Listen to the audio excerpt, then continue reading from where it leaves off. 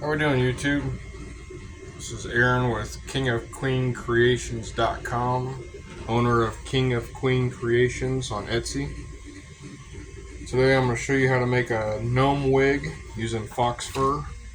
Any color works. We have a 3-inch hair top pattern that I use, just a 3-inch circle.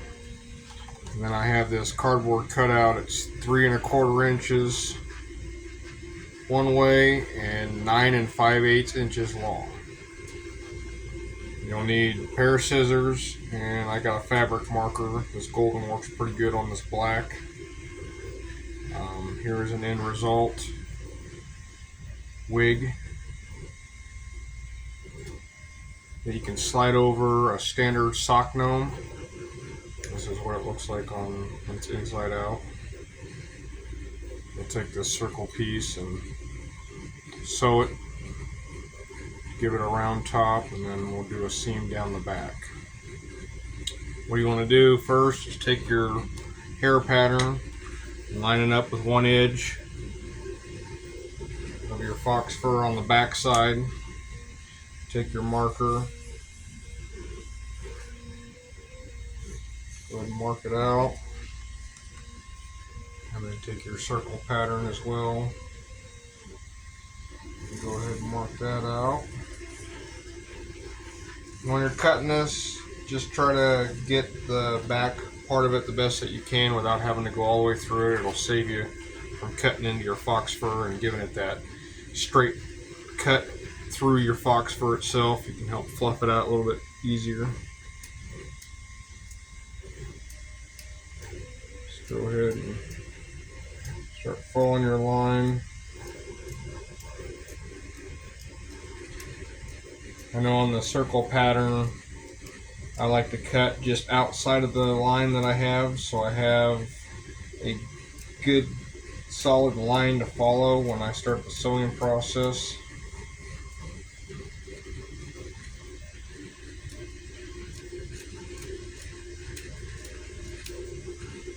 That all cut out just like that.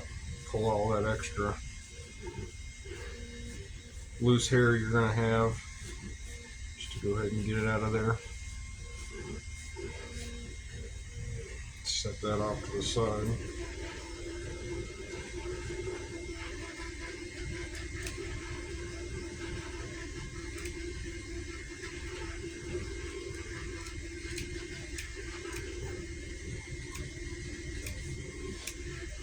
I have not tried doing this with just a glue gun. For those of you that do not have a sewing machine, I apologize. This is the only way that I've done it, and it's been very successful, so I just kind of stuck with it.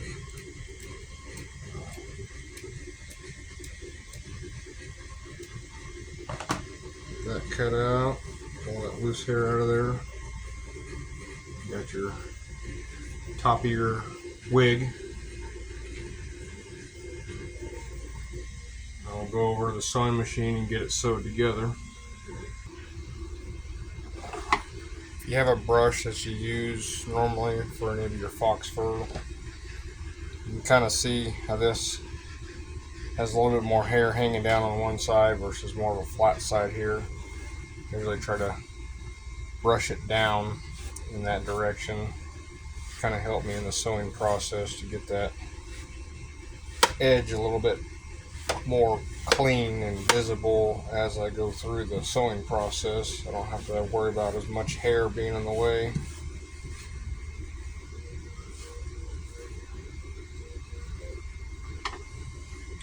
Yes, I usually just kind of move out of the way here.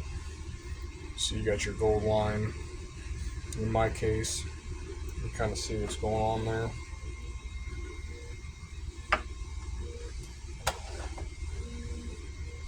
You're going to want to face the fox fur together, like you're sandwiching it together, so that way when you flip it around, all these seams will be hidden. First, just find one edge of the circle here and get it at the beginning of your hair piece here.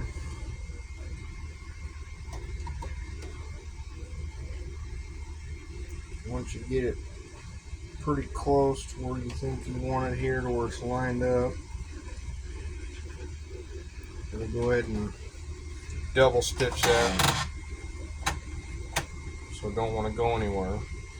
And as you're moving this together, you will slowly pull and stretch this out here to give it that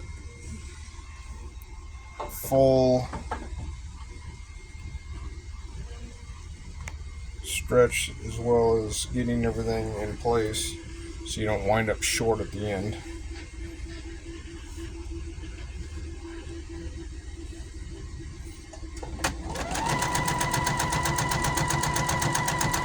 And get to a point where the circle's starting to go around, so I'll pull that to where it lines up with the edge here.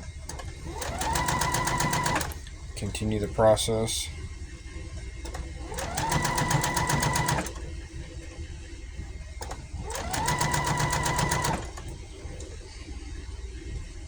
Again, continuing to work a lot of that fox fur out of the way.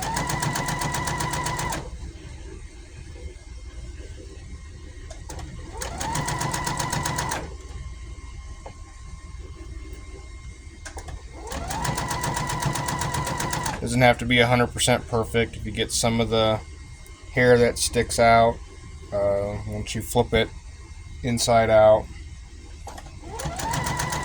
it'll be hidden. You won't see it.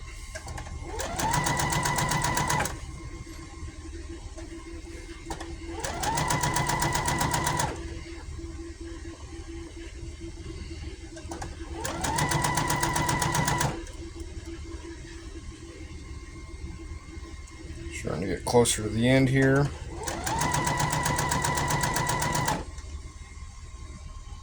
And I'll sew that all the way around to where they meet.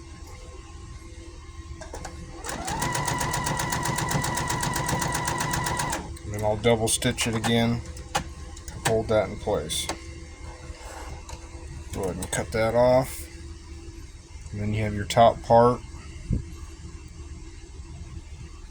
I'll go around and I'll double check and make sure that everything's together before I'll seal this back up. So that way if you ever have to go back in and re-stitch it, you can. Makes it a little bit easier. And you can go ahead and tuck as much of this fox fur in as you can on that seam. Then I like to start right down here at the bottom, make sure it's even, and work my way up. Go ahead and lift this up, get this in place, double stitch it, and I'll keep my right hand over on the side here as much as possible to push down and pull out as it goes, 'cause sometimes it doesn't like to go. It can kind of get stuck sometimes right there. There we go. Now it'll just basically walk itself. Go all the way up, kind of just turn and double stitch it. Get out of there. And you have this back seam right here. Double check, make sure everything's sealed up. And cut off these little extra pieces.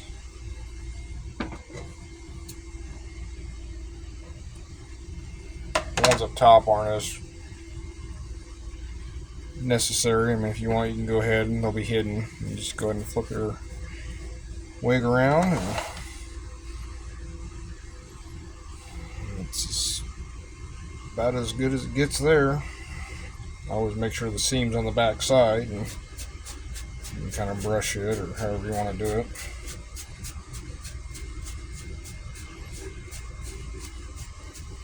That'll fit on a standard sock gnome. Hope this helps somebody. Thanks for watching.